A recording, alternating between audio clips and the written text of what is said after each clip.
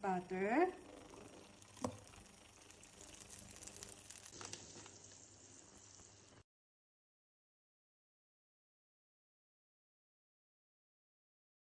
Haluin natin.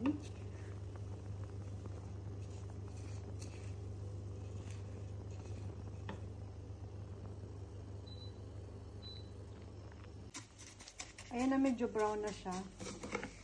Pero, lutuin pa natin ng konti. Tayo dito, white chocolate, saka dalawang dark chocolate. Ito naman natin yung molder.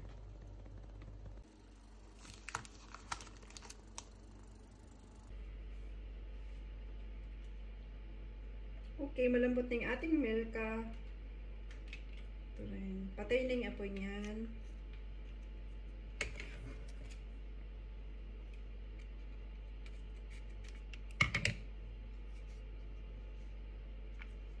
Oh, init ah. Anuhan lang natin ng ganyan lang.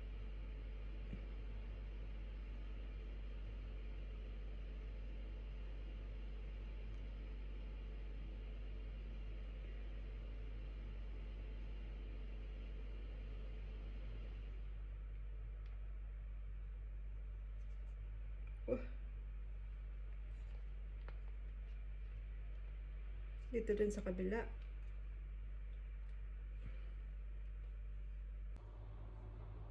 Ayan na yung ating white chocolate.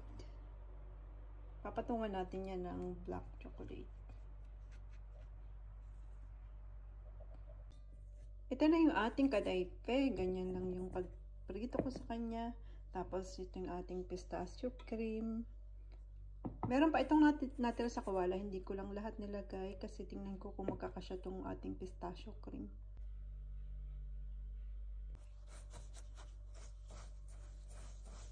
Parang hindi siya kulay green.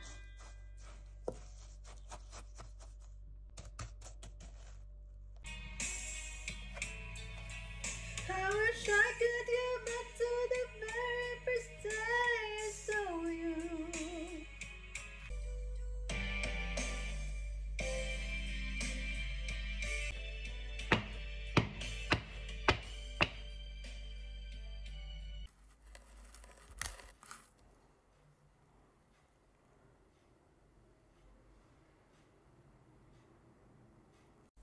Update po pag nag-upload ng Dubai Chocolate. Ang nag-comment si Adriana, hi sa'yo. Ito yung ating white Dubai Chocolate at saka itong dark chocolate.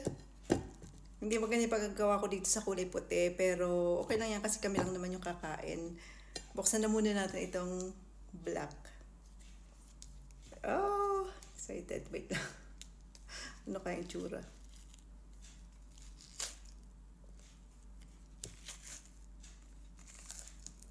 Wow!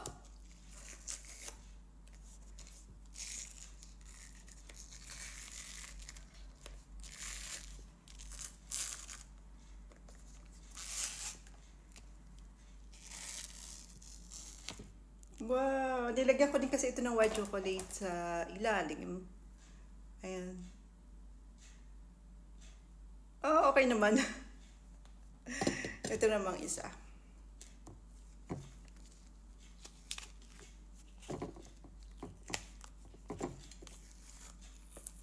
Oh, wow! Ang ganda!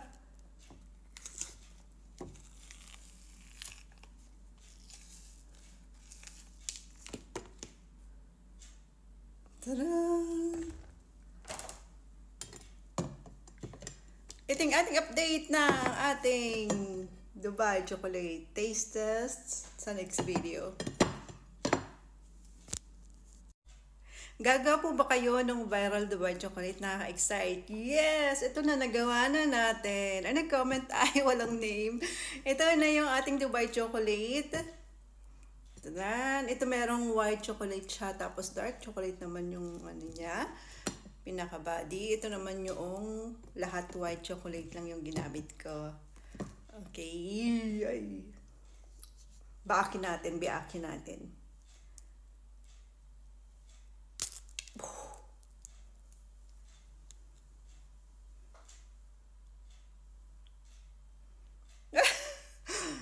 Taste test.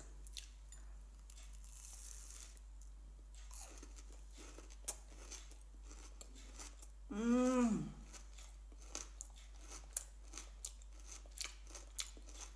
sarap. I-upload ko din yung paggawa ko nito kung paano ko to ginawa. Ang sarap. Ang kapal ng chocolate na ano ko ginawa ko.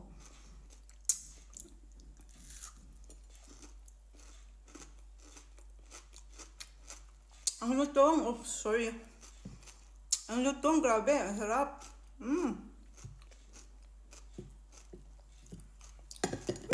Yummy.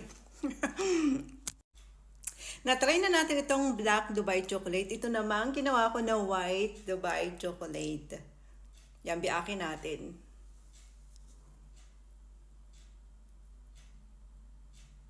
Oh. Wow! Ganda! Ngayon naman, tikman natin.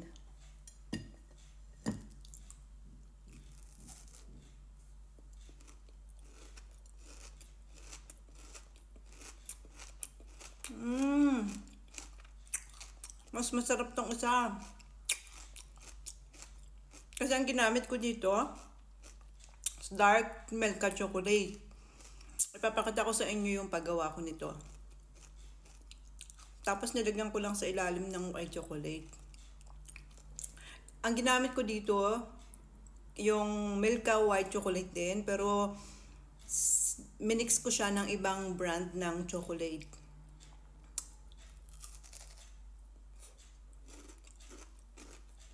Tapos pala nilagyan ko siya ng pistachio na grounded. Ayan o, ang kulay green.